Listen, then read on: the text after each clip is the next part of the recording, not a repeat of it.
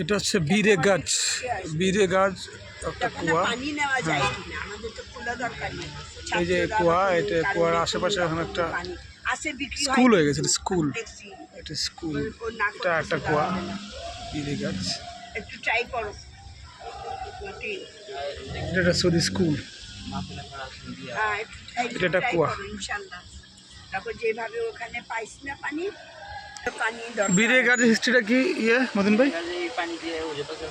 করছিলেন, গোসল করছিলেন। বীরে গাছ মানে এই কুয়ার পানিতে সাল্লাম গোসল করছিলেন, উজু করছিলেন। পর্দার পরে ওই পানি দিয়ে গোসল করানো।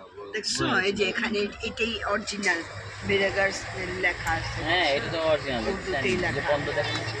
এটা উর্দুতে লেখা না? এটা কি উর্দুতে লেখা নাকি? হ্যাঁ, উর্দু। এই যে স্কুলে মানে আচ্ছা। এদের ভাষায় কিন্তু আরবিতে লেখা আছে।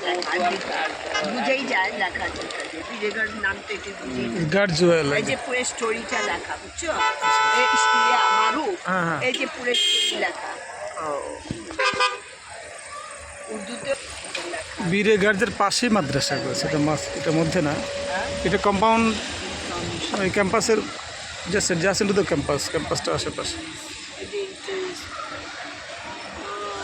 আমাদেরকে সেইবার আসছে, আমাদেরকে ঢোকা দিয়ে অন্য জায়গায় এই তো বীরে গার্জের পাশেই স্কুলটা দিছে। খারাপ লেখাই আছে।